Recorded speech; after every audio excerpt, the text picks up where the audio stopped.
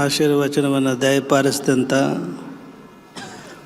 ಶ್ರೀಮನ್ ಮಹಾರಾಜ ನಿರಂಜನ ಜಗದ್ಗುರು ಶ್ರೀ ಮಲ್ಲಿಕಾರ್ಜುನ ಮುರುಘರಾಜೇಂದ್ರ ಮಹಾಸ್ವಾಮಿಗಳವರು ತರಳಬಾಳು ಹುಣ್ಣಿಮೆ ಮಹೋತ್ಸವವನ್ನು ಒಂದು ಸಂಚಾರಿ ವಿಶ್ವವಿದ್ಯಾಲಯ ಅಂತ ಹೇಳಿ ಹೋಲಿಕೆ ಮಾಡಿ ಪ್ರಶಂಸೆಯ ಮಾತುಗಳನ್ನು ಆಡಿದರು. ನಾಡಿನ ನಾನಾ ಭಾಗಗಳಲ್ಲಿ ಆಚರಿಸಿಕೊಂಡು ಬರ್ತಾ ಇರತಕ್ಕಂಥ ಈ ಹುಣ್ಣಿಮೆ ಮಹೋತ್ಸವ ವಿಶ್ವವಿದ್ಯಾಲಯಕ್ಕೆ ಅವರು ಹೋಲಿಕೆ ಮಾಡಿದ್ದನ್ನು ನೋಡಿದಾಗ ನಮಗೆ ನೆನಪಾಗಿದ್ದು, ನಮ್ಮ ಪಕ್ಕದಲ್ಲಿ ವೈಸ್ ಚಾನ್ಸಲರ್ ಇದ್ದರು ಕುವೆಂಪು ವಿಶ್ವವಿದ್ಯಾಲಯದ, ಮತ್ತು ವಿಶ್ವವಿದ್ಯಾಲಯದಲ್ಲಿ ಪ್ರೊಫೆಸರ್ಗಳಾಗಿ ಕಾರ್ಯನಿರ್ವಹಿಸ್ತಕ್ಕಂಥ ವಿದ್ವಾಂಸರು ನಮ್ಮ ಎಡಬಲದಲ್ಲಿ ಕೂತಿದ್ದಾರೆ. ನಿಮಗೆ ಗೊತ್ತಿದೆಯೋ ಇಲ್ಲೋ, ವಿಶ್ವವಿದ್ಯಾಲಯದಲ್ಲಿರ್ತಕ್ಕಂಥ ಪ್ರೊಫೆಸರ್ಗಳಿಗೆ ಗೊತ್ತು, ಅಲ್ಲಿ ಯಾರು ಕಾರ್ಯನಿರ್ವಹಿಸ್ತಾ ಇರ್ತಾರೋ ಪ್ರೊಫೆಸರ್ಗಳು ಯಾವ್ಯಾವ ವಿಷಯದಲ್ಲಿ ಪರಿಣತಿಯನ್ನು ಪಡೆದಿರ್ತಾರೋ ಆ ಕ್ಷೇತ್ರದಲ್ಲಿರ್ತಕ್ಕಂಥ ಬಹುದೊಡ್ಡ ವಿದ್ವಾಂಸರನ್ನು ವಿಸಿಟಿಂಗ್ ಪ್ರೊಫೆಸರ್ಸ್ ಆಗಿ ಆಹ್ವಾನ ಮಾಡ್ತಾರೆ. ವಿಸಿಟಿಂಗ್ ಪ್ರೊಫೆಸರ್ಸ್ ಆಗಿ. ಹಾಗೆ ನಮ್ಮ ಈ ಸಂಚಾರಿ ವಿಶ್ವವಿದ್ಯಾಲಯ ತರಳಬಾಳು ಹುಣ್ಣಿಮೆಯ ವಿಸಿಟಿಂಗ್ ಪ್ರೊಫೆಸರ್ ಅಂತಂದರೆ ನಮ್ಮ ಮುರುಘರಾಜೇಂದ್ರ ಮಹಾಸ್ವಾಮಿ, ಮಲ್ಲಿಕಾರ್ಜುನ ಮುರುಘರಾಜೇಂದ್ರ ಮಹಾಸ್ವಾಮಿಗಳು. ಬಹಳ ಆಳವಾಗಿ ಅವರು ವಚನ ಸಾಹಿತ್ಯವನ್ನು ಅಭ್ಯಾಸ ಮಾಡಿದ್ದಾರೆ. ಒಳ್ಳೆಯ ವಾಗ್ಮಿಗಳು, ಸಹೃದಯಗಳು, ನಮಗೆ ಬಹಳ ಆತ್ಮೀಯರು. ಹೀಗಾಗಿ ಅವರು ಸ್ವಲ್ಪ ದೇಹಾಲಸ್ಯದಿಂದ ಕೂಡಿದರೂ ಸಹ ನಮ್ಮ ಒತ್ತಾಸೆಗೆ ಅವರಿಲ್ಲಿಗೆ ಬಂದು ಆಶೀರ್ವಚನವನ್ನು ದಯಪಾಲಿಸಿದ್ದಕ್ಕಾಗಿ ನಾವು ತುಂಬ ಕೃತಜ್ಞತೆಗಳನ್ನು ಅವರಿಗೆ ಅರ್ಪಡಿಸ್ಲಿಕ್ಕೆ ಬಯಸ್ತೇವೆ. ಆರಂಭದಲ್ಲಿ ಪ್ರೊಫೆಸರ್ ಡಾಕ್ಟರ್ ಜ್ಯೋತಿ ಶಂಕರ್ ಅವರು ಮೈಸೂರಿನಿಂದ ಬಂದ ಮಹಿಳೆ, ನೀವು ಗಮನಿಸಿರ್ಬೋದು. ಅವ್ರ ಹೆಸರು ನಿಮಗೆ ಗೊತ್ತಿರಲಿಕ್ಕಿಲ್ಲ, ಜ್ಯೋತಿ ಶಂಕರ್ ಅಂತ ಹೇಳಿ ಅವರು ಆರಂಭದಲ್ಲಿ ಶಿಕ್ಷಣ ಅಂದರೆ ಕೇವಲ ಅಕ್ಷರ ಜ್ಞಾನ ಅಲ್ಲ ಅನ್ನೋ ಒಂದು ಮಾತನಾಡಿದರು. ಮತ್ತೆ ನಿಮಗೆ ನೆನಪು ಮಾಡಿಕೊಡ್ತಾ ಇದ್ದೀವಿ. ಶಿಕ್ಷಣ ಅಂದರೆ ಕೇವಲ ಅಕ್ಷರ ಜ್ಞಾನ ಅಲ್ಲ, ಗುರುವಿನ ಪದತರದಲ್ಲಿ ಕುಳಿತು ಅಭ್ಯಾಸ ಮಾಡಿದಾಗ ಮಾತ್ರ ಅದು ನಿಜವಾದ ಶಿಕ್ಷಣ ಅನಿಸುತ್ತೆ ಹೊರತು ಕೇವಲ ಅಕ್ಷರ ಕಲಿತು ಮಾತ್ರಕ್ಕೆ ಆಗೋಲ್ಲ ಅಂತ ಹೇಳಿ. ಇದು ನಮಗೆ ಆಲೋಚನೆಗೆ ಪ್ರೇರಣೆ ಆಯಿತು. ಗುರುವಿನ ಪದತರದಲ್ಲಿ ಜ್ಞಾನವನ್ನು ಪಡೆಯೋದು ಅನ್ನೋ ಮಾತೇನಿದೆ, ಜ್ಞಾನ ಯಾರಿಂದಲಾದರೂ ಪಡಿಬೋದು. ಗುರು ಅಂತ ಹೇಳಿದರೆ ಕೇವಲ ಕಾವಿಧಾರಿಗಳು, ಸನ್ಯಾಸಿಗಳು ಅಂತ ಅಲ್ಲ, ಮಠಾಧಿಪತಿಗಳು ಅಂತ ಅಲ್ಲ.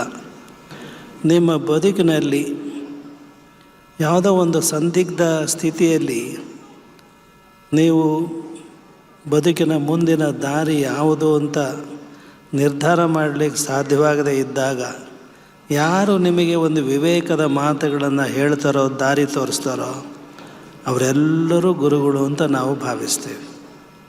ಮೊದಲನೇದಾಗಿ ನಿಮ್ಮ ತಾಯಿ ಹೆಚ್ಚು ಓದಿಲ್ಲದೆ ಇರಬಹುದು, ಹೆಚ್ಚು ಅಕ್ಷರಾಭ್ಯಾಸ ಇಲ್ಲದೇ ಇರಬಹುದು, ಆದರೆ ನಿಮಗೆಲ್ಲರೂ ಗೊತ್ತಿರೋ ಹಾಗೆ ಮನೆಯೇ ಮೊದಲ ಪಾಠಶಾಲೆ, ಜನನಿ ತಾನೇ ಮೊದಲ ಗುರು ಅಂತ ಹೇಳಿ. ಹೀಗಾಗಿ ಗುರು ತಾಯಿ ಉಪಾಧಿಯಲ್ಲಿರ್ಬೋದು, ತಂದೆ ಉಪಾಧಿಯಲ್ಲಿರ್ಬೋದು, ಸ್ನೇಹಿತನ ರೂಪದಲ್ಲಿರ್ಬೋದು, ಅಧ್ಯಾಪಕರ ರೂಪದಲ್ಲಿರ್ಬೋದು. ಹೀಗಾಗಿ ಜ್ಞಾನ ಕೇವಲ ಅಕ್ಷರ ಜ್ಞಾನ ಅಲ್ಲ, ನಾಲೆಡ್ಜ್ ಅಂತಿದೆಯಾ. ನಾವು ಹಾಗೆ ಪ್ರಶ್ನೆ ಮಾಡ್ತಾ ಈಗ ಎಲ್ಲರೂ ಆರ್ಟಿಫಿಷಿಯಲ್ ಇಂಟೆಲಿಜೆನ್ಸ್ ಅಂತ, ಕೃತಕ ಬುದ್ಧಿಮತ್ತೆ ಅಂತ ನಿಮಗೆ ಗೊತ್ತಿದೆಯಲ್ಲ, AI ಅಂತ ಹೇಳ್ತಾರಲ್ಲ, ಅವರು ಮಾತನಾಡುವಾಗ ನಾವು ನಮ್ಮ ಮೊಬೈಲ್ನಲ್ಲಿ AI ಕೇಳಿದ್ವಿ, ಆರ್ಟಿಫಿಷಿಯಲ್ ಇಂಟೆಲಿಜೆನ್ಸ್. ಪ್ರಶ್ನೆ ಹಾಕಿದ್ವಿ, can artificial intelligence give education to children ಅಂತ. ಮಕ್ಕಳಿಗೆ ಕೃತಕ ಬುದ್ಧಿ ಮತ್ತು ಎಜುಕೇಷನ್ ಕೊಡಲಿಕ್ಕೆ ಸಾಧ್ಯವ ಅಂತ.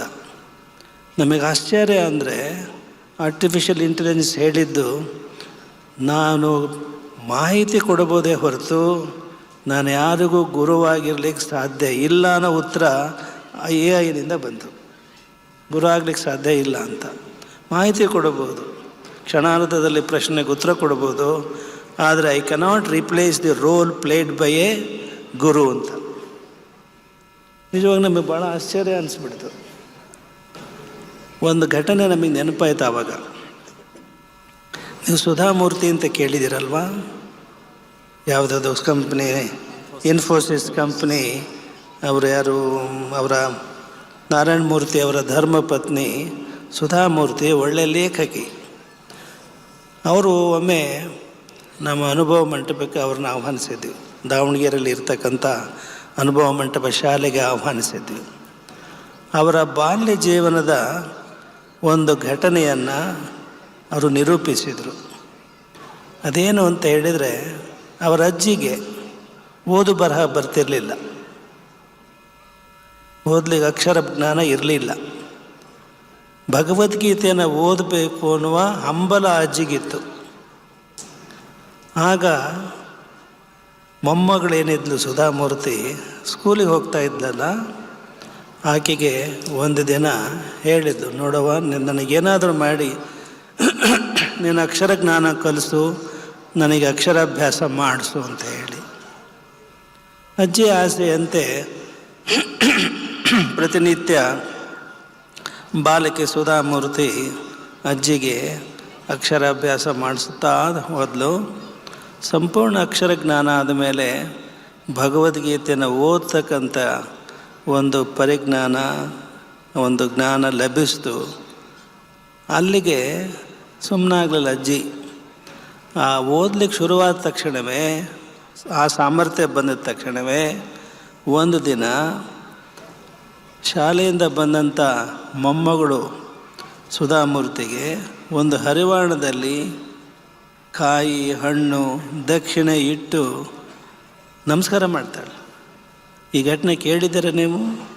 ಅಜ್ಜಿ ಮೊಮ್ಮಗಳಿಗೆ ಗುರುಗಳಿಗೆ ನಮಸ್ಕಾರ ಮಾಡಿದ ಹಾಗೆ ಹಣ್ಣು, ಕಾಯಿ, ದಕ್ಷಿಣೆ ಇಟ್ಟು ನಮಸ್ಕಾರ ಮಾಡ್ತಾಳೆ. ಹೂವಾರ್ತಾಳೆ ಮೊಮ್ಮಗಳು, ಅಜ್ಜಿ ನೀನು ನನ್ನ ಕಾಲಿಗೆ ಬೀಳ್ತೀಯ ಅಂತ. ಆಗ ಅಜ್ಜಿ ಹೇಳುತ್ತೆ, ನನಗೆ ಅಕ್ಷರ ಜ್ಞಾನ ಕಲಿಸಿದಂತಹ ಸಾಕ್ಷಾತ್ ಸರಸ್ವತಿ ಕಣೆ ನೀನು, ಅದಕ್ಕೆ ನಾನು ನಿನಗೆ ಗೌರವಿಸ್ತಿದ್ದೀನಿ ಅಂತ ಹೇಳ್ತಾಳೆ. ಅಕ್ಷರ ಕಲಿಸಿದ ಸರಸ್ವತಿ ನೀನು ಅಂತ ಮೊಮ್ಮಗಳ ಕಾಲಿಗೆ ಅಡ್ಡು ಬೀಳ್ತಾಳೆ ಅಜ್ಜಿ. ಇದು AI ಕಲಿಸ್ಲಿಕ್ಕೆ ಸಾಧ್ಯನಾ? ಇದು ಈಗ ಮಾಡಬೇಕು, ಅಕ್ಷರ ಕಲಿತ ಮೇಲೆ ನೀನು ಅಜ್ಜಿಗೆ ನೀನು ಕಾಲಿಗೆ ಅಡ್ಡು ಬೀಳಬೇಕು ಅಂತ AI ಕಲಿಸ್ಲಿಕ್ಕೆ ಸಾಧ್ಯನಾ? ಇಲ್ಲ. ಮಾಹಿತಿ ಕೊಡ್ಬೋದು ಅಷ್ಟೇ, ಮಾಹಿತಿ ತಂತ್ರಜ್ಞಾನ ಅಂತಾರೆ. ಅದಕ್ಕೆ ಮಾನವೀಯತೆ ಕಲಿಸ್ಲಿಕ್ಕೆ, ಮನುಷ್ಯರ ಸ್ವಭಾವಗಳನ್ನು ತಿದ್ದಲಿಕ್ಕೆ ಅದರಿಂದ ಬರೋಲ್ಲ. ಜ್ಞಾನ ಅದು ಒಂದು ರೀತಿ ವಿದ್ಯೆ ಅಂದರೆ ಏನು ಅಂದರೆ ಕೇವಲ ಜ್ಞಾನ ಅಲ್ಲ, ಅದರ ಆಚೆ ಉಪನಿಷತ್ತುಗಳು ಹೇಳುತ್ತೇವೆ, ಸಾ ವಿದ್ಯಾ ಯಾ ವಿಮುಕ್ತಯೇ. ಇವತ್ತು ತಿರುಮುರುವಾಗಿದೆ. ನಾವು ಜ್ಞಾನ ಮತ್ತು ವಿಜ್ಞಾನನ ಎರಡು ಶಬ್ದಗಳಿದ್ದಾವೆ, ಅದರ ಅರ್ಥ ವ್ಯತ್ಯಾಸ ಇದೆ ಇವತ್ತಿನ ದಿನಮಾನಗಳಲ್ಲಿ. ಪ್ರಾಚೀನ ಕಾಲದಲ್ಲಿ, ವೇದೋಪನಿಷತ್ತುಗಳ ಕಾಲದಲ್ಲಿ, ಉಪನಿಷತ್ ಕಾಲದಲ್ಲಿ ವಿಜ್ಞಾನ ಅಂದರೆ ಅರ್ಥ ಸೈನ್ಸ್ ಅಂತ ಇರಲಿಲ್ಲ. ವಿಶೇಷ ಜ್ಞಾನ. ಯಾವುದಾದ್ರು ವಿಶೇಷ ಜ್ಞಾನ ಅಂದರೆ ಆತ್ಮಕ್ಕೆ ಸಂಬಂಧಪಟ್ಟಂಥ ಜ್ಞಾನ, ಅದಕ್ಕೆ ವಿಜ್ಞಾನ ಅಂತ ಕರೀತಿದ್ರು.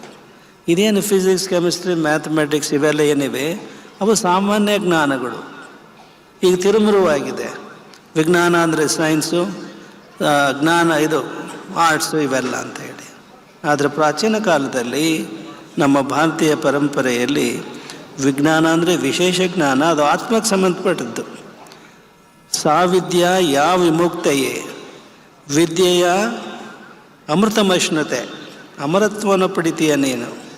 ಸಾಫ್ಟ್ವೇರ್ ಇಂಜಿನಿಯರ್ ಆಗಿ ದೊಡ್ಡ ದೊಡ್ಡ ಸಂಬಳ ಬರುತ್ತೆ, ಕೈ ತುಂಬ ಸಂಬಳ ಬರುತ್ತೆ ಅಂತ ಅಲ್ಲ. ಈ ಈ ಭವಬಂಧನದಿಂದ ಹೇಗೆ ನೀನು ಮುಕ್ತಿಯನ್ನು ಪಡಿಬೋದು, ಈ ದುಃಖದಿಂದ ಹೇಗೆ ನೀನು ಪಾರಾಗ್ಬೋದು, ಆ ಜ್ಞಾನ ಸಿಗುತ್ತೆ ಅಂತ ಹೇಳಿ ಪ್ರಾಚೀನ ಉಪನಿಷತ್ತುಗಳಲ್ಲಿ ಬರುತ್ತೆ. ನಮ್ಮ ಗುರುಗಳು 1937ರಲ್ಲಿ ಅವರ ಒಂದು ಡೈರಿಯಲ್ಲಿ ದಾಖಲಿಸ್ತಾರೆ ಶಿಕ್ಷಣ ಅಂದರೆ ಏನು ಅಂತ. ಭಾಳ ಚೆನ್ನಾಗಿ ಒಂದು ಮಾತು ಬರೀತಾರೆ ಅವರು. ಶಿಕ್ಷಣ ಅಂದರೆ ಅದು 3 ತೆರನಾದ ಶಿಕ್ಷಣ ಅಂತ ಹೇಳ್ತಾರೆ. ಒಂದು ಔದ್ಯೋಗಿಕ, ಇನ್ನೊಂದು ಪಾರಮಾರ್ಥಿಕ, ಮೂರನೆಯದು ವ್ಯಾವಹಾರಿಕ ಅಂತ. ಔದ್ಯೋಗಿಕ ಇವತ್ತು ಸಿಗ್ತಾ ಇರ್ತಕ್ಕಂಥದ್ದು ಶಾಲಾ ಕಾಲೇಜುಗಳಲ್ಲಿ ಔದ್ಯೋಗಿಕ ಶಿಕ್ಷಣವೇ ಹೊರತು ಪಾರಮಾರ್ಥಿಕ ಶಿಕ್ಷಣವೂ ಅಲ್ಲ, ವ್ಯಾವಹಾರಿಕ ಶಿಕ್ಷಣವೂ ಅಲ್ಲ. ಅದು ವ್ಯಕ್ತಿಯ ಪರಿಪೂರ್ಣತೆ ಆಗಬೇಕು ಅಂತ ಹೇಳಿದರೆ ಔದ್ಯೋಗಿಕ ಶಿಕ್ಷಣವೂ ಬೇಕು, ಪಾರಮಾರ್ಥಿಕ ಶಿಕ್ಷಣವೂ ಬೇಕು, ಇನ್ನು ವ್ಯಾವಹಾರಿಕ ಶಿಕ್ಷಣವೂ ಬೇಕು. ಒಂದು ರೋಚಕವಾದಂಥ ಒಂದು ಉದಾಹರಣೆ, ಒಂದು ಕಥಾನಕ ಇದೆ, ಕಾಲ್ಪನಿಕ ಕಥಾನಕ. ಒಬ್ಬ ಸಾಧು ಬೆಳಿಗ್ಗೆ ನದಿಗೆ ಹೋಗ್ತಾರೆ ಸ್ನಾನಕ್ಕೆ ಅಂತ ಹೇಳಿ. ನದಿಗೆ ಹೋದಾಗ ಅಲ್ಲೊಂದು ಚೇಳು ಒದ್ದಾಡ್ತಾ ಇರತ್ತೆ ನೀರಿನಲ್ಲಿ, ನದಿಯ ನೀರಿನಲ್ಲಿ. ತಕ್ಷಣವೇ ಆ ಸಾಧು ಆ ಚೇಳನ್ನು ಕೈಯಲ್ಲಿ ಹಿಡಿದು ದಂಡೆಗೆ ಹಿಂಗೆ ಹಾಕ್ತಾರೆ. ದಂಡೆಗೆ ತಲುಪ್ಸೋಕೆ ಹೋಗ್ತಾರೆ. ಇದ್ದಕ್ಕಿದ್ದಂಗೆ ಅದು ಕುಟುಕು ಬಿಡುತ್ತೆ. ಆ ಕುಟುಕಿದ ತಕ್ಷಣ ಕೈ ಅವರು ಅಲ್ಲಾಡಿಸ್ತಾರೆ, ಬಿಸಾಡ್ತಾರೆ, ಅದು ಕೆಳಗೆ ಬೀಳುತ್ತೆ. ಮತ್ತೆ ನದಿ ನೀರಿಗೆ ಹೋಗಿ ಸೇರಿಕೊಡುತ್ತೆ. ಪುನಃ ಆ ಸಾಧು ಅಯ್ಯೋ ಅದು ಸತ್ತೋಗುತ್ತೆ, ಅಲ್ಲ ಇದು ಹೋಗುತ್ತೆ ಅಂತ ಹೇಳಿ ಮತ್ತೆ ಅದನ್ನು ಹಿಡಿದು ದಂಡೆಗೆ ತಲುಪಿಸ್ತಾರೆ. ಮತ್ತೆ ಕುಟುಕುತ್ತೆ ಅದು. ಹೀಗೆ ಅಂದರ್ಬಾಹರ್ ನೀರಿನಲ್ಲಿದ್ದದ್ದನ್ನು ಬದುಕಿಸ್ಬೇಕು ಅಂತ ಚೇಳನ್ನು ನದಿ ದಂಡೆಗೆ ತಲುಪಿಸೋ ಪ್ರಯತ್ನವನ್ನು ಸಾಧು ಮಾಡಿದರೆ ಅದು ಕುಟುಕುತ್ತೆ, ರಕ್ತಸ್ರಾವ ಆಗುತ್ತೆ. ಹೀಗೆ ಅದನ್ನು ನದಿಯಿಂದ ದಂಡೆಗೆ ಮುಟ್ಟಿಸೋದು, ಮತ್ತದು ವಾಪಸ್ ನದಿಗೆ ಹೋಗೋದು, ಹೀಗೆ ನಡೀತಾ ಇರುತ್ತೆ. ಕೈ ತುಂಬ ರಕ್ತ ಸುರಿತಾ ಇರುತ್ತೆ. ಅದನ್ನು ನೋಡಿದಂಥ ಒಬ್ಬ ಹಳ್ಳಿಯ ರೈತ ಆ ಸಾಧುಗಳನ್ನು ಕೇಳ್ತಾನೆ, ಏನು ಸಾಧುಗಳೇ, ಅದೆಷ್ಟು ಕಚ್ಚುತ್ತೆ ನಿಮಗೆ, ರಕ್ತಸ್ರಾವ ಆಗಿದೆ, ಯಾಕೆ ಹೀಗೆ ನೀವು ಅದನ್ನು ರಕ್ಷಣೆ ಮಾಡೋ ವ್ಯರ್ಥ ಪ್ರಯತ್ನ ನೀವು ಮಾಡ್ತಾ ಇದ್ದೀರಿ ಅಂತ ಕೇಳ್ತಾನೆ. ಆಗ ಸಾಧು ಹೇಳ್ತಾನೆ, ಕುಟುಕುವುದು ಅದರ ಕೆಲಸ, ಬದುಕಿಸೋದು, ಕರುಣೆ ತೋರೋದು ನನ್ನ ಕೆಲಸ ಅಂತ ಸಾಧುಗಳು ಹೇಳ್ತಾರೆ. ನಿಮಗೇನನ್ಸುತ್ತೆ? ಕುಟುಕುವುದು ಆ ಚೇಳಿನ ಸ್ವಭಾವ, ಅದರ ನನ್ನ ಧರ್ಮ ಮರುಗುವುದು, ಕರುಣೆ ತೋರೋದು ಅಂತ ಹೇಳ್ತಾರೆ. ನಿಮಗೆ ಆ ಸಾಧುಗಳ ಒಂದು ಪ್ರತಿಕ್ರಿಯೆಯಲ್ಲಿ ತುಂಬ ನೀವು ಮೆಚ್ಚಿಕೊಳ್ತೀರಿ ಅಂತ ಕಾಣುತ್ತೆ. ಆದರೆ ನಾವು ಹೇಳ್ತೀವಿ, ನಾವು ಅದನ್ನು ಚಿಂತನೆ ಮಾಡಿದ್ದೀವಿ, ಆ ಗುರು ಹೇಳಿದ ಮಾತು, ಎಲ್ಲರೂ ಗುರುವಿನ ಮಾತು ವೇದವಾಕ್ಯ ಅಂತಾರೆ, ಆ ಸಾಧು ಹೇಳಿದ ಮಾತು ಸರಿಯಲ್ಲ ಅಂತ ನಾವು ಹೇಳೋದು ನಿಮಗೆ. ಆ ಸಾಧು ಭಾಳ ದಡ್ಡ ಅಂತ ಹೇಳ್ತೀವಿ ನಾವು. ಯಾಕೆ ಅಂದರೆ ಮೊದಲನೇ ಸರಿ ಪ್ರಯತ್ನ ಮಾಡಿದಾಗ ಅದು ಇನ್ಸ್ಟೆಂಟ್, ಅದು ಅಯ್ಯೋ ಅಂತ ಅನಿಸುತ್ತಲ್ಲ ತಕ್ಷಣವೇ. ಆವಾಗ ಅವನು ಕೈ ಹಿಡಿದು ದಂಡೆಗೆ ಮುಟ್ಟಿಸಿದ್ದು ಸರಿ, ಎರಡನೇ ಸರಿ ಮಾಡಿದ್ದು ಸರಿ. ಈಗ ಕಚ್ಚುತ್ತೆ, ಈಗ ಕುಟುಕುತ್ತೆ ಅಂತ ಗೊತ್ತಾದ ಮೇಲೆ ವಿವೇಕ ಬೇಕೋ ಬೇಡವೋ? ಇದನ್ನು ಕೈಯಲ್ಲಿ ಮುಟ್ಟಬಾರದು, ಅದ್ರ ಬದಲು ಒಂದು ಕೋಲು ಅಥವಾ ಒಂದು ಸಣ್ಣ ಕಡ್ಡಿನ ಹಿಡ್ಕೊಂಡು ಈಗ ದಾಡ್ಸಕ್ಕೆ ಬರ್ತೈತೆ, ಹೌದೇ ಇಲ್ಲ? ಇದು ಶಿಕ್ಷಣ ಕಲಿಸ್ತಕ್ಕಂಥದ್ದು, ನೀವು ಚಿಂತನೆ ಮಾಡ್ತಕ್ಕಂಥದ್ದು. ಗುರು ಹೇಳಿದ ಅಂತ ಮಾತ್ರಕ್ಕೆ ಸರಿ ಅಂತ ಒಪ್ಕೊಳ್ಳೋದು ಅದನ್ನು ನಮ್ಮಲ್ಲಿ ಇಲ್ಲ. ತದ್ವಿಧಿ ಪ್ರಣಿಪಾತೇನ ಪರಿಪ್ರಶ್ನೆಯನ ಸೇವೆಯ. ಗುರು ಪರ್ವತದಲ್ಲಿ ಕುಳಿತುಕೊಳ್ಳೋದು ಏನು ಕಲಿ, ಆದರೆ ಪ್ರಶ್ನೆಗಳನ್ನು ಕೇಳು. ಪ್ರಶ್ನೆ ಕೇಳಿ ತಿಳ್ಕೊ. ನಿನ್ನ ಆತ್ಮಕ್ಕೆ ಯಾವುದು, ನಿನ್ನ ವಿವೇಕಕ್ಕೆ ಯಾವುದು ಸರಿ ಅನಿಸುತ್ತೋ ಅದನ್ನು ಪರಿಗ್ರಹಿಸುವಂತಂದು ಭಗವದ್ಗೀತೆ ಹೇಳುತ್ತೆ. ಪ್ರಶ್ನೆ ಮಾಡ್ತಕ್ಕಂಥ ಒಂದು ಸ್ವಭಾವ ಬೆಳಿಬೇಕು ಅಂತ ನೀವೇ ಹೇಳಿದ್ರಿ ಅಂತ ಕಾಣುತ್ತೆ ವೇದಿಕೆ ಸಂದರ್ಭದಲ್ಲಿ. ಆ ಪ್ರಶ್ನೆ ಮಾಡುವ ಒಂದು ಇದನ್ನು ಗುಣವನ್ನು ಬೆಳೆಸ್ಕೊಳ್ಬೇಕು. ಇನ್ನು ನಮ್ಮ ದುಂಡಿರಾಜರವರು ಅವ್ರದ್ದು ಇಲ್ಲೊಂದು ಪುಸ್ತಕ ಕೊಟ್ಟಿದ್ದಾರೆ, ಇತ್ತೀಚೆಗೆ ಬಂದಿರೋ ಪುಸ್ತಕ ಡುಂಡಿ ಮಲ್ಲಿಗೆ ಅಂತ ಹೇಳಿ. ನಾವು ಅದನ್ನು ಎರಡು ರೀತಿ ಅರ್ಥ ಮಾಡ್ಕೊಂಡ್ವಿ. ಅದು ದುಂಡು ಮಲ್ಲಿಗೆ ಅಂತ ಹೇಳೋಣ ಅಂದರೆ ಅವ್ರ ಕವಿತೆ ನೀವು ಓದಿದಿರಿ, ಅದರಲ್ಲಿ ಮೊನಚಾದ ಅರ್ಥ ಇರುತ್ತೆ. ಅದು ದುಂಡು ಮಲ್ಲಿಗೆ ಅಲ್ಲ, ಅದು ಒಂದು ರೀತಿಯ ಏನು ಹೇಳಬೇಕು ಅದಕ್ಕೆ, ಗುಂಡು ಮಲ್ಲಿಗೆ ಅಂತ ಹೇಳುವುದು ಅದು ಕೂಡ ಏನಾಗುತ್ತೆ ಅರ್ಥ, ನಿಜವಾದ ಅರ್ಥನೂ ಬರುತ್ತೇನೋ. ಬಂಡೆ ಮಲ್ಲಿಗೆ ಅನ್ನಬೇಕು ಅಂತ ಅನಿಸ್ಬಿಟ್ಟಿದೆ, ಬಂಡೆ ಮಲ್ಲಿಗೆ ಅಂತ. ಅವರ ಮೊನಚಾದ ಮಾತುಗಳ ಬಂಡೆ ನಿಮ್ಮ ಮೇಲೆ ಬಿಟ್ಟರೂ ಸಹ ನೀವು ಅದನ್ನು ಎಷ್ಟು ಚೆನ್ನಾಗಿ ಅದನ್ನು ನಿಮಗೇನೂ ಏಟಾಗದ ಹಾಗೆ ನಿಮಗೆ ಕಚೆಗಳು ಇಟ್ಟಂಗೆ ಆಗುತ್ತಲ್ಲ, ಅದು ಅದರಲ್ಲಿರ್ತಕ್ಕಂಥ ಒಂದು ಶಕ್ತಿ ಆ ಶಬ್ದಗಳಲ್ಲಿ. ಸಾಹಿತ್ಯ ಇವತ್ತು ಏನಾಗಿಬಿಟ್ಟಿದೆ, ಯಾತಕ್ಕೆ ಬೇಕು, ಅದು ಅನ್ಪ್ರೊಡಕ್ಟಿವ್ ಅಂತ ಹೇಳಿ ಚೆನ್ನೈಯವರು ಪ್ರೊಫೆಸರ್ ಅವರು ಹೇಗೆ ಅದರ ಬಗ್ಗೆ ಇತ್ತೀಚೆಗೆ ಟೀಕೆಗಳು ಬರ್ತಾ ಇದ್ದಾವೆ ಅನ್ನೋ ಮಾತನ್ನು ಪ್ರಸ್ತುತಪಡಿಸಿದರು. ಅದಕ್ಕೆ ಸರಿಯಾದ ಉತ್ತರ ಈ ದುಂಡಿರಾಜರವರ ಈ ಮಾತಿನಲ್ಲಿತ್ತು ಅನಿಸುತ್ತೆ.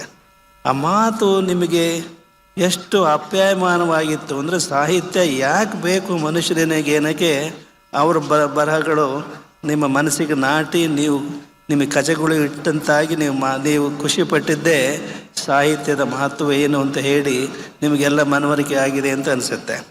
ನಮ್ಮ ಅನುಭವಕ್ಕೆ ಬಂದಂತಹ ಅವರೊಂದು ಮಾತು ಹೇಳಿದರು, ಬಸವಣ್ಣನವರ ವಚನ ನೆನಪಾದ ನಮಗೆ. ನೀರಿಂಗೆ ನೈದಿಲಿಯೇ ಶೃಂಗಾರ, ಗಗನಕ್ಕೆ ಚಂದ್ರಮನೆ ಶೃಂಗಾರ, ಸಮುದ್ರಕ್ಕೆ ತೆರೆಯೇ ಶೃಂಗಾರ, ನಾರಿಗೆ ಗುಣವೇ ಶೃಂಗಾರ ಅಂತಾರೆ ಬಸವಣ್ಣವರು. ಅವೆಲ್ಲ ಪ್ರಸಿದ್ಧ ವಚನ. ಡುಂಡಿರಾಜರವರು ಅದಕ್ಕೊಂದು ಹೊಸ ತಿರುವು ಕೊಟ್ಟಿದ್ದಾರೆ. ಮಹಿಳೆಯರಿಗೆ ಮೊಬೈಲೇ ಭೂಷಣ ಅಂತಂದು ಅವರೊಂದು ಹೊಸ ತಿರುವು ಕೊಟ್ಟು ನಿಮ್ಮನ್ನೆಲ್ಲ ನಗುವಾಗಿ ಮಾಡಿದ್ದಾರೆ. ಅವರ ಈ ಮಾತುಗಳೇನಿವೆ, ನವಿರಾದಂಥ ಚುಟುಕು ಬರಹ ಏನಿದೆ, ಅದನ್ನು ಕೇಳಿದಾಗ ನಮಗೆ ನೆನಪಾಗಿದ್ದು ಒಂದೆರಡು ಆಂಗ್ಲ ಭಾಷೆಯ ಕೆಲವು ಅನಾಮಧೇಯ ಲೇಖಕರು ಬರೆದಂಥ ಎರಡು ಕವಿತೆಗಳು. ಒಬ್ಬ ತಾಯಿ ಹೇಳ್ತಾಳೆ, my son in law is wonderful and fine, my son in law is wonderful and fine, he adores my dear daughter, things are divine, only my son is bad, he leads a shameless life, always doting on his loathsome wife ಅಂತ. English ಬಲ್ಲರಿಗೆ ಅರ್ಥ ಆಗಿರ್ಬೋದು. ಮೈ son in law is wonderful fine, ನನ್ನ ಅಳಿಯ ಭಾಳ ಒಳ್ಳೆಯನು, ತುಂಬ ಅಪರೂಪದ ಅಳಿಯ ಸಿಕ್ಕಿದ್ದಾನೆ. he thinks my dear daughter divine, ನನ್ನ ಮಗಳನ್ನು ಆರಾಧ್ಯ ದೇವತೆ ಕಂಡಂಗೆ ಕಾಣ್ತಾನೆ. ಅಳಿಯ ಭಾಳ ಒಳ್ಳೆಯನು, ನನ್ನ ಮಗಳನ್ನು ದೇವತೆ ಕಂಡಂಗೆ ಕಾಣ್ತಾನೆ. Only my son is very bad, ಮಗ ಮಾತ್ರ ಶುದ್ಧ ಮುಠಾಳ, ಯಾವಾಗ ನೋಡಿದ್ರು ಹೆಂಡತಿ ಹಿಂದೆ ಸುತ್ತರಿತಿರ್ತಾನೆ. ಅರ್ಥವಾಯ್ತು ನಿಮಗೆ? ನಿದ್ರೆ ಬರ್ತಾ ಇದೆ, ನೀವೇನು ಸ್ಪಂದಿಸ್ತಾ ಇಲ್ಲ, ನೀವು ನಿದ್ರೆ ಬರ್ತಾ ಇದೆ ನಿಮಗೆ, ಎಲ್ಲ 11:30 ಆಗಿದೆ, 5 ನಿಮಿಷ ಮುಗಿಸ್ಬಿಡ್ತೀವಿ. Only my son is very bad, ಮಗ ಮಾತ್ರ ಮುಠಾಳ, ಯಾವಾಗ ನೋಡಿದ್ರು ಹೆಂಡತಿ ಹಿಂದೆ ಸುತ್ತರಿತಿರ್ತಾನೆ. ನಾವು ಅಳಿ ಏನು ಮಾಡ್ತಿರ್ತಾನೆ, ಅಳಿನೂ ಅದೇ ಅಲ್ವೇ, ಥಿಂಗ್ಸ್ ಆರ್ ಡಿವೈನ್ ಅಂದರೆ. ಇದು ಅತ್ತೆಯ ಸೊಸೆಯ ಸಂಬಂಧದಲ್ಲಿರ್ತಕ್ಕಂಥ ಮಗಳ ಮೇಲಿನ ಪ್ರೀತಿ, ಸೊಸೆ ಮೇಲಿನ ಸಿಟ್ಟು. ಇನ್ನೊಂದು ರೋಚಕವಾದಂಥ ಒಂದು ಅನಾಮಧೇಯ ಕವಿತೆ ಇಂಗ್ಲೀಷ್ನಲ್ಲಿದೆ, ಮದುವೆ ಬಗ್ಗೆ. Marriage is A beautiful fort, marriage is a beautiful fort. Those who are outside it want to get into it curiously. Those who are inside it want to get out of it desperately. ಮದುವೆ ಅನ್ನೋದು ಒಂದು ಸುಂದರವಾದ ಕೋಟೆ. ಈ ಕೋಟೆ ಹೊರಗೆ ಯಾರಿರ್ತಾರೋ ಇದರೊಳಗೆ ಏನಿದೆ ನೋಡಬೇಕು ಅಂತ ಅವ್ರಿಗೆ ಬಹಳ ಕುತೂಹಲ ಅಂತೆ. ಮದುವೆ ಒಂದು ಸುಂದರವಾದ ಕೋಟೆ, ಇದರೊಳಗೆ ಏನಿದೆ ನೋಡಬೇಕು ಅಂತ ಹೇಳಿ ಬಹಳ ಕುತೂಹಲ ಅಂತೆ. ಆದರೆ those who are inside it want to get out of it desperately. ಅದ್ರ ಯಾರು ಮದುವೆ ಆಗಿರ್ತಾರೋ ಸದ್ಯ ಇಲ್ಲಿಂದ ಹೊರಗೆ ಹೋಗಂಗೆ ಆಗ್ಬಿಟ್ರೆ ಸಾಕಪ್ಪ ಅಂತಂದು ಅವ್ರಿಗನ್ಸುತ್ತಂತೆ. ಪ್ರಾಯಶಃ ನಿಮಗೆ ಇಲ್ಲಿ ಬಂದಿರೋದು ಆ ಸಂಸಾರದ ತಾಪತ್ರಗಳನ್ನೆಲ್ಲ ಇಲ್ಲಿ ಮರೀಲಿಕ್ಕೆ ಬಂದು ಕೂತ್ಕೊಂಡು ಕೇಳ್ತಾ ಇದ್ದೀರೇನೋ ಅಂತ ಅನ್ನಿಸ್ತಾ ಇದೆ. ನಿಮ್ಮ ಮನೆಗೆ ವಾಪಸ್ ಹೋಗ್ಲಿಕ್ಕೆ ನಿಮಗೆ ಇಷ್ಟ ಇದ್ದಂಗೆ ಕಾಣಲ್ಲ. ಇಲ್ಲೇ ಜಾಗರಣೆ ಮಾಡಿ ಪರಮ ಪೂಜ್ಯರು ಇಲ್ಲಿರತಕ್ಕಂಥ ಅತಿಥಿಗಳು ಭಾಷಣ ಮಾಡಿದರೆ ಸುಮ್ಮನೆ ಇಲ್ಲೇ ಕೂತ್ಕೊಂಡು ನೆಮ್ಮದಿಯಿಂದ ಇಲ್ಲೇ ಇರೋಣ ಅಂತ ಅನಿಸಿರ್ಬೇಕಲ್ವ ನಿಮಗೆ, ಅಲ್ವಾ? ಆದರೆ ಮದುವೆ ಅದೊಂದು ಸಂಸ್ಕಾರ. ಅದು ಕೂತ್ಕೊಳ್ಳಿ ಕೂತ್ಕೊಳ್ಳಿ ಕೂತ್ಕೊಳ್ಳಿ ಕೂತ್ಕೊಳ್ಳಿ. ಮದುವೆ ಬಿಡಪ್ಪ, ಸಾಕು ಬಿಡಪ್ಪ, ಬಿಡು. ನಾವು ಹಾಗಾಗಿ ಹೇಳ್ತಾ ಇರ್ತೇವೆ, ಮದುವೆ ಯಶಸ್ವಿ ಆಗಬೇಕು ಅಂದರೆ ಏನು ಮಾಡಬೇಕು ಅಂತ.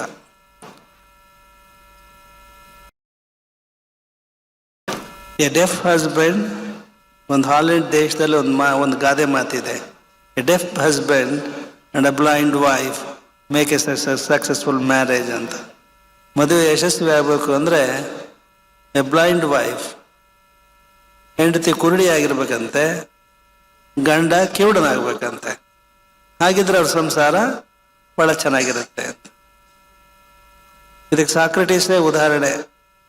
ಸಾಕ್ರೆಟೀಸನ ಹೆಂಡತಿ ಗಯಾಳಿ, ಒಟ ಏನಾದರೂ ಅಡುಗೆ ಮನೆಯಿಂದ ಗಂಡನ ಬೈದಲೇ ಇರ್ತಿತ್ತು. ಅವನೇನು ಹೇಳಿದ್ರು, ಆಕೆ ಏನು ಬೈದಾಡಿದ್ರು ಸಾಕ್ರೆಟೀಸ್ ಮಾತ್ರ ಸುಮ್ಮನೆ ಇರ್ತಿದ್ದ. ಒಂದ್ಸರಿ ಅವನ ಸ್ನೇಹಿತನ ಜೊತೆ ಮಾತಾಡ್ತಾ ಇರ್ತಾರೆ ಆಧ್ಯಾತ್ಮಿಕ ವಿಚಾರಗಳನ್ನು ಕುರಿತು. ಆಗ ಒಳಗಿಂದ ಏನೋ ಜೋರಾಗಿ ಹೇಳ್ತಾಳೆ, ಅವನು ಕೇಳಿಸ್ಕೊಳ್ಳಲ್ಲ, ಬೈತಾಳೆ ಸಿಕ್ಕಾಬಟ್ಟೆ. ಅವನು ಸುಮ್ಮನೆ ಕೇಳಿಸ್ಕೊಂಡ ಸುಮ್ಮನೆ ಕಿವುಡನಾಗಿರ್ತಾನೆ. ಆಕೆ ಸಿಟ್ಟು ಬಂದು ಒಂದು ಬಿಂದಿಗೆಯಲ್ಲಿ ನೀರು ತಗೊಂಡು ಬಂದು ತಲೆ ಮೇಲೆ ಸುರಿತಾಳೆ, ಗಂಡನ ತಲೆ ಮೇಲೆ. ಸಾಕ್ರೆಟೀಸ್ ಆ ಪಕ್ಕದಾಗಿದ್ನಲ್ಲ ಸ್ನೇಹಿತ, ಅವನಿಗೆ ಒಂದು ರೀತಿ ಮುಜುಗರ ಆಗುತ್ತೆ. ಏನಪ್ಪ ನಿನ್ನ ಹೆಂಡತಿ ಈನಾಡು ಬೈದಾಡಿದ್ಲು, ನಿನ್ನ ಮೇಲೆ ಈಗ ನೀರು ಸುರಿಸಿದ್ಲು, ಆದರೂ ಸುಮ್ಮನೆ ಇದೆಯಲ್ಲ ಅಂತಂದ್ರೆ ಅದಕ್ಕೆ ಹೇಳ್ತಾನಂತೆ ಇವನು ಸಾಕ್ರೆಟೀಸ್, ಗುಡುಗು ಮಿಂಚು ಬಂದ್ಮೇಲೆ ಅಲ್ಲೇನಪ್ಪ ಮಳೆ ಸುರಿಯೋದು ಅಂತ ಹೇಳಿದ್ದಂತೆ. ಮದುವೆ ಅದೊಂದು ಭಾವನೆಗಳ ಒಂದು ಬಂಧನ ಅಂತ ಹೇಳಲ್ಲ ನಾವು. ನೋಡಿ, ನೀವು ಒಬ್ಬರೇ ಹೋಗ್ಬೇಕು ಅಂದ್ರೆ ದಾರಿ ಬಹಳ ದೂರ ಅನ್ಸುತ್ತೆ. ನಿಮ್ಮ ಸ್ನೇಹಿತರ ಜೊತೆಗೆ ಹೋದ್ರೆ ಇಲ್ಲೇ ಹತ್ರ ಹೋದಂಗೆ ಆಗುತ್ತೆ. ಹಾಗೆ ಹೆಂಡತಿ ಮತ್ತು ಗಂಡ ಅವರ ಬಾಳಿವೆ ಒಂದು ಸತಿಪತಿಗಳು ಒಂದಾದ ಭಕ್ತಿ ಹಿತವಪ್ಪುದು ಶಿವಂಗೆ ಅಂತ ಬಸವಣ್ಣರು ಹೇಳ್ತಾರಲ್ಲ, ಹಾಗೆ ಒಂದು ಸಂಸ್ಕಾರ. ಅದು ಆ ಸಂಸ್ಕಾರದ ನಿಂದ ನೀವು ಧರ್ಮೇಚ ಅರ್ಥೇಚ ಕಾಮೇಚ ಅಂತ ಏನು ಮಂತ್ರ ಹೇಳಿಕೊಡ್ತಾರೆ, ಅದಕ್ಕನುಗುಣವಾಗಿ ನಿಮ್ಮಲ್ಲಿ ಅಂಥದ್ದೊಂದು ಭಾವನೆ ಇರಬೇಕು. ನೀವು ಮದುವೆ, ನಾವು ಇನ್ನೊಂದು ಹೇಳ್ತಿರ್ತೀವಿ ನವ ವಿವಾಹಿತರಿಗೆ, ಆ ಮಂತ್ರಗಳು ಏನು ಹೇಳಿದ್ರು ಸಂಸ್ಕೃತದಲ್ಲಿರೋ ಅರ್ಥವಾಗಲ್ಲ. ಒಳ್ಳೊಳ್ಳೆ ಅರ್ಥ ಇದೆ ಅದ್ರಾಗೆ, ಅರ್ಥ ಇಲ್ಲ ಅಂತ ಅಲ್ಲ, ಅರ್ಥ ಇದೆ. ಅರ್ಥ ಪುರೋಹಿತರಿಗೂ ಗೊತ್ತಿರಲ್ಲ, ನಿಮಗೂ ಮದುವೆ ಅವಸರದಲ್ಲಿ ಪುರೋಹಿತರು ಇದೆ ಏನ್ರಿ ಅಂತ ಕೇಳೋಕ್ಕೂ ಹೋಗಲ್ಲ ನೀವು. ಹೀಗಾಗಿ ಇತ್ತೀಚೆಗೆ ನಾವು ಆ ಮದುವೆ ಸಂದರ್ಭದಲ್ಲಿ ನವ ವಿವಾಹಿತರಿಗೆ, ವಧುವರರಿಗೆ ಒಂದು ಕಿವಿ ಮಾತು ಹೇಳ್ತೀವಿ, ಅವ್ರಿಗೆ ತಿಳಿಯೋ ಇಂಗ್ಲಿಷ್ ಭಾಷೆಯಲ್ಲಿ, ಆಂಗ್ಲ ಭಾಷೆಯಲ್ಲಿ. If you are wrong, you must accept it. If you are wrong, you must accept it. ನೀನು ತಪ್ಪು ಮಾಡಿದರೆ, ಗಂಡ ಆಗಲಿ ಹೆಂಡತಿ ಆಗಲಿ ತಪ್ಪು ಮಾಡಿದರೆ ನೀನೇನು ಮಾಡಬೇಕು, ಅಕ್ಸೆಪ್ಟ್ ಮಾಡ್ಕೋಬೇಕು. ನಾನು ತಪ್ಪಾಯ್ತು ಕಣೆ ಅಂತ ಹೇಳ್ಬೇಕು. ನಾನು ತಪ್ಪಾಯ್ತು ಕಂಡ್ರೆ ಏನ್ಬೇಕು ಹೆಂಡತಿ. ಮುಂದಿನ ಸಾಲ ಇದೆಯಲ್ಲ, ಅದು ಬಹಳ ಕಷ್ಟ. If you are right, you must keep your mouth shut. ನೀನು ಸರಿ ಇದ್ರೆ ನೀನು ಬಾಯಿ ಮುಚ್ಕೊಂಡು ತೆಪ್ಪಗಿರಬೇಕು. ಸರಿ ಅಂತ ವಾದ ಮಾಡೋಕ್ಕೆ ಹೋಗಬಾರ್ದು. ಯಾಕೆಂದ್ರೆ ನಿನಗೆ ಸರಿ ಕಂಡದ್ದು ನಿನ್ನ ಮುಖದ ನೇರಕ್ಕೆ, ನಿನ್ನ ಮೂಗಿನ ನೇರಕ್ಕೆ. ಯಾವುದು ಸರಿ ಯಾವುದು ತಪ್ಪು ಅನ್ನುವ ಒಂದು ತೀರ್ಮಾನ ಮಾಡಿಕೊಡುವ ಬುದ್ಧಿಸ್ಥಿತಿ, ಸ್ಥಿಮಿತ ಬುದ್ಧಿ ನಿನಗಿರಲ್ಲ. ಏನೇ ಸಮಸ್ಯೆ ಬಂದರೂ ನಾವು ಬಹಿರಂಗ ನಿಮಗೆಲ್ಲರಿಗೂ ಹೇಳ್ತೀವಿ. ನಾವು ಪ್ರತಿ ಸೋಮವಾರ ಸದ್ಧರ್ಮ ನ್ಯಾಯಪೀಠ ಅಂತ ನಡೆಸ್ತೀವಿ ಅಂತ ನಿಮಗೆ ಗೊತ್ತಿದೆಯಲ್ಲ. ನಮ್ಮ ಅನುಭವದ ಹಿನ್ನೆಲೆಯಲ್ಲಿ ನಿಮ್ಮೆಲ್ಲರಿಗೂ ಹೇಳೋದು, ಪತಿ ಪತ್ನಿಯರ ಮಧ್ಯೆ ಏನೇ ಸಂಘರ್ಷ ಉಂಟಾದರೂ ನೀವು ಏನು ಕಾರಣಕ್ಕೂ ನಿಮ್ಮ ತಂದೆ ತಾಯಿಗಳಿಗೆ, ನಿಮ್ಮ ಬಂಧುಗಳಿಗೆ ಹೇಳಬಾರದು. ಯಾವ ಪೊಲೀಸ್ ಸ್ಟೇಷನ್ನಿಗೂ ಗಂಡನ ಬಗ್ಗೆ, ಹೆಂಡತಿ ಬಗ್ಗೆ ದೂರು ಸಲ್ಲಿಸಬಾರದು. ನಮ್ಮ ಅನುಭವದಲ್ಲಿ ಯಾರು ಪೊಲೀಸ್ ಠಾಣೆಗೆ ಹೋಗಿ ನೀವು ದೂರು ಸಲ್ಲಿಸಿದಿರೋ ಅಂತಹ ನವದಂಪತಿಗಳಿಂದ ಒಂದುಗೂಡಿಸ್ಲಿಕ್ಕೆ ಬಹಳ ಕಷ್ಟಪಟ್ಟರು ಸಹ ಆಗ್ತಾ ಇಲ್ಲ ನಮ್ಮಿಂದ. ಪೊಲೀಸ್ನವ್ರು ಬಂದು ನಿಮಗೆ ಅಕ್ಷತೆ ಹಾಕಿರಲ್ಲ, ಬಂಧುಗಳು ಬಂದು ಹಾಕಿರ್ತಾರೆ. ಇನ್ನು ಬಂಧುಗಳಾಗ್ಲಿ ತಂದೆ ತಾಯಿಗಳಾಗ್ಲಿ ಹೇಗಿರ್ತಾರೆ ಅಂದರೆ, ತಮ್ಮ ಮಕ್ಕಳೇ ಸರಿ, ತನ್ನ ಮಗಳೇ ಸರಿ, ಅಳಿಯನ್ ತಪ್ಪು. ಅಳಿನ ನಿಮ್ಮ ಬೀಗರು ಇರ್ತಾರಲ್ಲ, ಅವ್ರು ನನ್ನ ಮಗ ಸರಿ, ನಿನ್ನ ಮಗಳು ತಪ್ಪು. ಬಗೆರೆ ಅಲ್ಲ ಇದು. ನೀವು ಮಾಡಬೇಕಾದ್ದೇನು, ಸಣ್ಣ ಪುಟ್ಟದಕ್ಕೆಲ್ಲ ಜಗಳಗಳು ವೈವಾಹಿಕ ಸಂಬಂಧದಲ್ಲಿ. ಸಣ್ಣ ಪುಟ್ಟದಕ್ಕೆ ಒಂದು ಪ್ರಹಸನ ಇದೆ. ಏನು ಪ್ರಹಸನ ಇದೆ ಅಂದರೆ, ಒಮ್ಮೆ ಮಗ ಬಂದ, ಬೇಸಾಯ ಹುಡ್ಕೊಂಡು ಮನೆಗೆ ಬಂದ. ತಾಯಿ ಊಟ ಮಾಡೇ ಇಲ್ಲ ಅಂತ ಗೊತ್ತಾಯ್ತು. ಸಿಟ್ಟಾಗಿದ್ದಾಳೆ. ಏನವ ಯಾಕೆ ಊಟ ಮಾಡಿಲ್ಲ ಅಂತ. ಆಕೆ ಹೇಳ್ತಾಳೆ, ಇವತ್ತು ತೀರ್ಮಾನ ಆಗಿಬಿಡ್ಬೇಕು, ಈ ಮನೆ ಯಜಮಾಂತಿ ಯಾರು, ನಾನು ಮನೆ ಬಂದಿರೋ ನಿನ್ನ ಹೆಂಡ್ತೀನೋ, ಇವತ್ತು ತೀರ್ಮಾನ ಆಗ್ಬೇಕು, ಅಲ್ಲಿವರೆಗೂ ನಾನು ಉಣ್ಣಲ್ಲ ಅಂದ್ರು. ಯಾರು ಕೇಳಿಕೆ ಹಪ್ಪಳ ಮಾಡಿದ್ಲು ಅಂತ. ಜನಪದ ಗೀತೆಯಲ್ಲಿ ಒಂದು ತ್ರಿಪದಿ ಒಂದು ಇದಿದೆ, ಅಪ್ಪಾಳ ಮಾಡಿ ಆಳ ಹದ ಹಾಕಿ ಗಂಡನು ಬಡಿದಾನ ಕದ ಹಾಕಿ ಅಂತ ಹೇಳಿದ್ದೀರಾ? ಅಪ್ಪಾಳ ಮಾಡಿ ಆಳ ಹದ ಹಾಕಿ ಗಂಡನು ಬಡಿದಾನ ಕದ ಹಾಕಿ ಅಂತ. ಎಷ್ಟು ಚೆನ್ನಾಗಿದೆ ನೋಡಿ ಇದು ನುಡಿಗಟ್ಟು. ನೀವೇನೇನು ಕಲ್ಪನೆ ಮಾಡಿಕೊಳ್ತೀರೋ ಏನೋ ನಿಮ್ಮ ಮನಸ್ಸಿನಲ್ಲಿ. ನಡೆದ ಘಟನೆ ಏನು ಅಂದರೆ, ನಿನ್ನ ಕೇಳಿದಲೇ ಮಾಡಿದ್ಲ ಹಪ್ಪಳನ ತಪ್ಪು, ಏನೇ ಅವನ್ ಕೇಳ್ದಂಗೆ ಮಾಡಿದೆ ನೀನು ಅಂತ ದರ ಹೇಳ್ಕೊಂಡು ಹೋಗ್ತಾನೆ. ಹೆಂಡ್ತಿನ ರೂಮ್ ನೋಡ ಹೋಗ್ತಾನೆ, ಬೋಲ್ಟ್ ಹಾಕ್ತಾನೆ, ದಪ್ ಅಂತ ಹೊಡಿತಾನೆ. ಅವನು ಹೊಡೆದದ್ದು ಹೆಂಡ್ತಿಯನ್ನೆಲ್ಲ, ಹಾಸಿಗೆ ತಲೆದಿಂಬನ್ನ. ನೀವು ನಿದ್ದೆ ಮಾಡ್ತಿದ್ದೀರ ನೀವು? ಹಾಸಿಗೆ ತಲೆದಿಂಬ ಹೊಡಿತಾನೆ ಅವನು, ಹೆಂಡ್ತಿನಲ್ಲ. ಹೊರ ತಾಯಿಗೆ ಭಾಳ ಖುಷಿ ಆಗಿಬಿಡಿದೆ, ಎಷ್ಟೇ ಆಗಲಿ ನನ್ನ ಮಗ ಹೆಂಗೆ ಚೆಚ್ತಾ ಇದ್ದಾನೆ ಅಂತ. ಹೀಗೆ ನೀವು ನಾಟಕ ಮಾಡಬೇಕು ಹಾಗೆ ಸಂಸಾರ ಸುಲಲಿತವಾಗತ್ತೆ. ಇನ್ನೊಂದು, ಅತ್ತೆಗಳನ್ನ ಹೋಲಿಸ್ಕೊಳ್ಳೋದು ಬಹಳ ಕಷ್ಟ ಏನಲ್ಲ. ಅವ್ರು ಮೊದಲಿಂದಲೂ ಕೆಲಸ ಮಾಡ್ತಾ ಬಂದಿರೋರು, ಅಭ್ಯಾಸ ಆಗಿರುತ್ತೆ. ನೀವು ಸೊಸೆಂದರೆ ಒಂದು ಕಿವಿ ಮಾತು ನಾವು ಹೇಳೋದು, ಅತ್ತೆ ಹೋಲಿಸ್ಕೊಳ್ಬೇಕು ಅಂದರೆ, ಬೆಳಿಗ್ಗೆ ಜಾವ ಎದ್ದ ತಕ್ಷಣ ಪಾತ್ರೆ ತೊಳೆಯಕ್ಕೆ ಹೋಗ್ತಾಳಲ್ಲ ಅತ್ತೆ, ನೀವು ನಸಿಕ್ನಲ್ಲಿ ಎದ್ದು ಅತ್ತೆ ಈ ವಯಸ್ಸಿನಲ್ಲಿ ನೀನು ಪಾತ್ರೆ ತೊಳೆಯೋದು ಅಂದ್ರೆ ಏನು, ನಾನು ಈ ಮನೆಗೆ ಬಂದೇಳು, ನನ್ನ ಕೆಲಸ ನಾನು ಮಾಡ್ತೀನಿ, ನೀವು ಮಾಡಬೇಡ್ರಿ ಅಂತ ಹೇಳ್ಬೇಕು. ಬಿಡ್ಸೋಕೆ ಹೋಗ್ಬೇಕು, ಬಿಡಿಸಬಾರದು. ಅತ್ತೆಗೆ ಎಷ್ಟು ಖುಷಿ ಆಗಿಬಿಡುತ್ತೆ ಅಂದರೆ, ಅಯ್ಯೋ ನನ್ನ ಸೊಸೆ ಎಂತ ಸಿಕ್ಕಿದಾಳೆ, ನನಗೇನು ಒಂದು ಪಾತ್ರೆ ತಿಳಿ ಹಾಕ್ಬಿಡಲ್ಲ, ಅದು ಮಾಡಕ್ ಬರಲ್ಲ ಅಂತ ಊರೆಲ್ಲ ಆಕೆ ಹೇಳ್ತಾಳೆ. ತಿಳಿತೆ?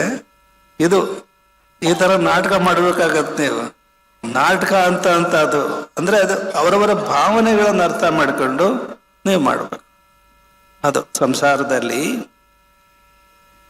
ಒಂದು ಹೊಸದಾಗಿ ಈ ಸೊಸೆ ಅಂತಾರಲ್ಲ, ನಮಗೆ ನೆನಪಾಗೋದು, ನೀವೆಲ್ಲ ಅಡಿಕೆ ಬೆಳಿತೀರಿ, ಇಲ್ಲಿ ಅಡಿಕೆ ಸೊಸೆ ಅಂತಿರಲ್ಲ, ಸಸಿ ಅದು ಅಡಿಕೆ ಸೊಸೆ ಅಂತಿರಲ್ವಾ ಹಳ್ಳಿ ಭಾಷೆಯಲ್ಲಿ. ಹಾಗೆ ಮನೆಗೆ ಬಂದಂಥ ಸೊಸೆ ಆಕೆ ಎಲ್ಲೋ ಬೆಳೆದವಳು, ಎಲ್ಲೋ ಹುಟ್ಟಿ ಬೆಳೆದವಳು. ನೀವು ಬೇಗ ಫಲ ಬರಲಿ ಇಂದ 2 ವರ್ಷ 3 ವರ್ಷದ್ದು ಸಸಿ ತರ್ತಿರೋದ್ರೆ ಅಡಿಕೆ ಸಸಿ, ಹಾಗೆ ಎಲ್ಲೋ ಬೆಳೆದವಳು ಆಕೆ. ಈ ಮನೆಗೆ ಬಂದಿರ್ತಾಳೆ, ಇಲ್ಲಿ ಆಕೆ ಬೆಳಿಬೇಕು ಅಂತಂದ್ರೆ ಆಕೆ ಭಾವನೆಗಳನ್ನ ನೀವು ಅರ್ಥ ಮಾಡ್ಕೋಬೇಕು, ಆಕೆ ಮನಸ್ಸನ್ನು ಅರ್ಥ ಮಾಡ್ಕೋಬೇಕು. ಆಕೆನೂ ಸಹ ತನ್ನ ಅತ್ತೆಯನ್ನ ತಾಯಿಯಾಗಿ ಕಾಣಬೇಕು, ಮಾವನನ್ನ ತಂದೆಯನ್ನ ಕಾಣಬೇಕು. ಇವೆಲ್ಲ ನಮ್ಮ ಜನಪದ ಗೀತೆಯಲ್ಲಿ ಇದೆ. ಮನುಷ್ಯನ ಮನಸ್ಸು ಬಹಳ ಸೂಕ್ಷ್ಮ ಮನಸ್ಸು. ಆ ಮನಸ್ಸು, ಒಬ್ಬರ ಮನಸ್ಸನ್ನು ಒಬ್ಬರು ಅರ್ಥ ಮಾಡಿಕೊಂಡು ಸಂಸಾರ ನಡೆಸಿದರೆ ಅದು ಸುಖಕರವಾಗಿರುತ್ತೆ. ಒಂದು ಮಠಕ್ಕೆ ಸ್ವಾಮಿಗಳಾದರೆ ಕಷ್ಟ ಏನಲ್ಲ. ಒಂದು ಮನೆಯ ಸೊಸೆ ಆಗೋದಿದೆಯಲ್ಲ, ಅದಕ್ಕಿಂತ ಕಷ್ಟವಾದ ಕೆಲಸ ಮತ್ತೊಂದಿಲ್ಲ ಅಂತ ಹೇಳ್ತೀವಿ. ಸ್ವಾಮಿಗಳಿಗೆಲ್ಲ ನೀವು ಅಡ್ಡು ಬೀಳ್ತೀರಿ, ಅದ್ರ ಸೊಸೆಗೆ ಮನೆಯಲ್ಲಿ ಯಾರಿಗಾರ ಜ್ವರ ಬಂದ್ಬಿಡ್ಲಿ, ಈಗ ಕಾಲ್ಗುಣ ಕೆಟ್ಟದ್ದು, ಅದಕ್ಕೆ ಜ್ವರ ಬರುತ್ತೆ. ಕಾಲ್ಗುಣ ಕಟ್ತೀರ ನೀವು, ಸಹಜವಾಗಿ ಬಂದಿರುತ್ತೆ ಅದು ಕಾಯಿಲೆ. ಇವೆಲ್ಲ ಇವೆ ಸಂಸಾರದಲ್ಲಿ. ಬಹಳ ನಿಮ್ಮ ಮನಸ್ಥಿತಿ. ಬಸವಣ್ಣವರು ಹೀಗೆ ಹೇಳ್ತಾರೆ. ಅವರು ಸಹ ಸಾಂಸಾರಿಕ ಜೀವನದಲ್ಲಿ ಸ್ವಲ್ಪ ಬೇಸತ್ತಿರಂಗೆ ಕಾಣ್ತಾರೆ. ಅವ್ರ ಕೆಲವೊಂದು ವಚನಗಳಿದ್ದಾವೆ.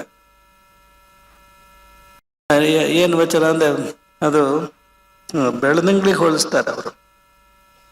ಚಂದ್ರಮನಂತೆ ಕಳೆ ಸಮನಿಸಿತ್ತೆನೆಗೆ.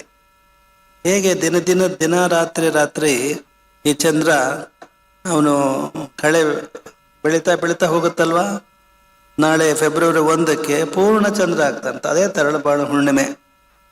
ಚಂದ್ರಮನಂತೆ ಕಳೆ ಸಮನಿಸಿತ್ತೆನೆಗೆ. ಸಂಸಾರವೆಂಬ ರಾಹು ಸರ್ವಗ್ರಾಸಿಯಾಗಿ ನುಂಗಿತ್ತಯ್ಯ ಅಂತ ಹೇಳ್ತಾರೆ. ಈ ಸಂಸಾರ ಅನ್ನೋ ರಾಹು ಇದೆಯಲ್ಲ, ಇದು ಪರಿಪೂರ್ಣವಾಗಿ ನನಗೆ ಒಂದು ರಾಹುವಿನ ರೂಪಾಲಿಯಾಗಿ ನನ್ನನ್ನು ಕಾಡಿಸ್ತಾ ಇದೆ ಅಂತ ಹೇಳ್ತಾರೆ. ಸಂಸಾರದ ಒಂದು ನೋವು ಸಹ ಅವರಿಗೆ ಇತ್ತು ಅಂತ ಅನ್ಸುತ್ತೆ ಈ ವಚನದಿಂದ. ಕಾಲಲ್ಲಿ ಕಟ್ಟಿದ ಗುಂಡು, ಕೊರಳಲ್ಲಿ ಕಟ್ಟಿದ ಬೆಂಡು, ತೇಲಲಿಯದು ಗುಂಡು, ಮುಳುಗಲಿಯದು ಬಂಡು, ಇಂತಪ್ಪ ಸಂಸಾರ ಶರದಿಯ ದಾಂಟಿಸೋ ಕಾಲಾಂತಕನೇ ಕೂಡಲ ಸಂಗಮದೇವ. ಎಷ್ಟು ಅಪರೂಪದ ವಚನ ಇದು.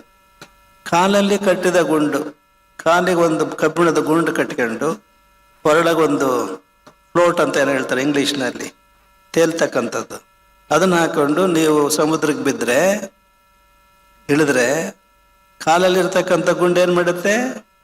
ಕೆಳ ಜಗ್ಗುತ್ತೆ. ಕೊರಳಲ್ಲಿರ್ತಕ್ಕಂಥ ಫ್ಲೋಟ್ ಏನಿರುತ್ತೆ, ಬೆಂಡು ಅದು ನಿಮ್ಮನ್ನು ತೇಲಿಸ್ಲಿಕ್ಕೆ ಪ್ರಯತ್ನ ಮಾಡುತ್ತೆ. ಇತ್ಲ ಮುಳುಗೋದು ಇಲ್ಲ, ಅತ್ಲ ತೇಲೋದು ಇಲ್ಲ. ಇಂತಹ ಸ್ಥಿತಿಯಲ್ಲಿ ಇದೀನಪ್ಪ, ಈ ಸಂಸಾರವನ್ನು ಸಮುದ್ರವನ್ನ ದಾಟ್ಸಪ್ಪ ನನ್ನ ಅಂತ ಹೇಳಿ ಬಸವಣ್ಣವರು ಬಹಳ ಕಳಕಳಿಯಿಂದ ಅವರು ಕೂಡಲ ಸಂಗಮನಲ್ಲಿ ಬೇಡ್ಕೊಳ್ತಾರೆ. ಇದು ಹೀಗೆ ಸಂಸಾರ. ಇನ್ನೊಂದು ಕಡೆ ಅವ್ರು ಹೇಳ್ತಾರೆ, ಬಹಳ ಅಪರೂಪದ್ದದು ವಚನ. ಏನು ಹೇಳ್ತಾರೆ ಅದು, ಅದನ್ನ ಇದಕ್ಕೆ ಹೋಲಿಸ್ತಾರೆ. ಯಾವುದಕ್ಕೆ? ಇಲಿ ಬೋನ್ ಇದೆಯಲ್ಲ, ಇಲಿ ಬೋನು, ಅದಕ್ಕೆ ಹೋಲಿಸ್ತಾರೆ. ಆ ವಚನ ಯಾವುದದು? ಇಲಿಗೆ ಬೋನಿಸ್ತಾರೆ. ನಮ್ಮದು ವಚನ ಇದಿದೆ.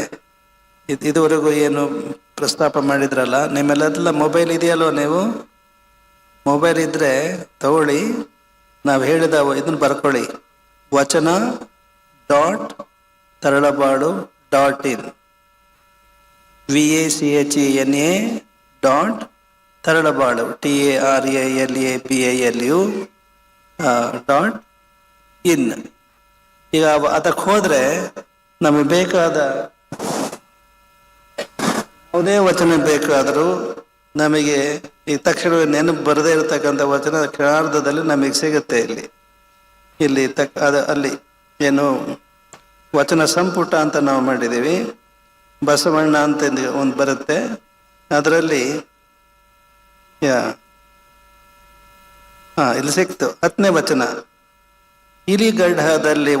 ಇಡಿಗಡಹದಲ್ಲಿಪ್ಪಂತೆಯನ್ನ ಸಂಸಾರ, ತನು ಕೆಡವನ್ನ ಕಮಾಣದು, ಹೆರರ ಬಾಧಿಸುವುದು ತನು ಕೆಡವನ್ನ ಕಮಾಣದು, ಹೆರರ ಛಿದ್ರಿಸುವುದು ತನು ಕೆನವನ್ನ ಕಮಾಣದು, ಅಕಟಕಟ ಸಂಸಾರಕ್ಕೆ ಆಸತ್ತೆ ಕೂಡಲ ಸಂಗಮ ದೇವ. ಈ ಸಂಸಾರ ಅಂದ್ರೆ ಹೇಗಪ್ಪ ಅಂದ್ರೆ ಒಂದು ಇಲಿ ಬೋನ್ ಇದ್ದಂಗೆ ಅಂತ. ಇಲಿ ಬೋನು, ನೀವು ಮನೇಲಿ ಬಹಳ ಇಲಿಗಳಾಗಿದ್ರೆ ಏನ್ ಮಾಡ್ತೀರಿ? ಒಂದು ಬೋನ್ ತಂದಿಡ್ತೀರಿ, ಅದರೊಳಗೆ ಏನು ಇಟ್ಟಿರ್ತೀರಿ? ಬೋಂಡ ಇಟ್ಟಿರ್ತೀರಲ್ಲ, ಬೋಂಡ. ಆ ಬೋಂಡದ ವಾಸನೆಗೆ ಇಲಿ ಬರುತ್ತೆ. ಇಲ್ಲಿ ಬಂದು ಒಳಗೆ ಹೋದ ತಕ್ಷಣವೇ ಗಪ್ ಅಂತ ಅದು ಬೋನು ಹಿಡ್ಕೊಂಡ್ಬಿಡುತ್ತೆ. ಮತ್ತೊಂದು ಇಲಿ ಬರುತ್ತೆ ಒಳ ನುಗ್ಗಬೇಕು ಅಂತ. ಒಳಗಿರೋ ಇಲಿ ಹೇಳುತ್ತೆ, ಬರಬೇಡ ಕೊಡೋ, ನೀನು ಹೊರಗಿರೋ, ನಾನು ಸಿಕ್ಕಾಕಿಡಿದ್ರೆ ಕೇಳಲ್ಲ ಅದು.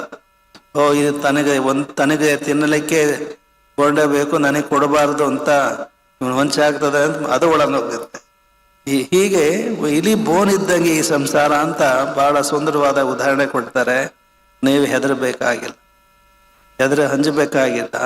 ಸಂಸಾರ ಏನಿದೆ ಅದು ಪತಿ ಪತ್ನಿಯರ ಒಂದು ಸಾಮರಸ್ಯ.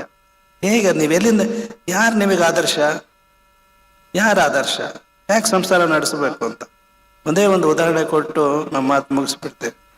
ನೀವು ಯಾರಿಂದ ಕಲಿಬೇಕು ಅಂದರೆ, ಇಲ್ಲಿ ನಿಮ್ಮ ಟೆಲಿವಿಷನಾಗ ಎಲ್ಲೋ ಬರುತ್ತೆ ಐಡಿಯಲ್ ಕಪಲ್ಸ್ ಅಂತಲ್ಲ, ಆದರ್ಶ ದಂಪತಿಗಳು ಅಂತ ಏನೋ ವಿಡಿಯೋದಲ್ಲಿ ಬರುತ್ತಲ್ಲ, ಯಾವುದೋ ಚಿತ್ರ ಟಿವಿಯಲ್ಲಿ, ಅದು ಯಾವುದೂ ಅಲ್ಲ.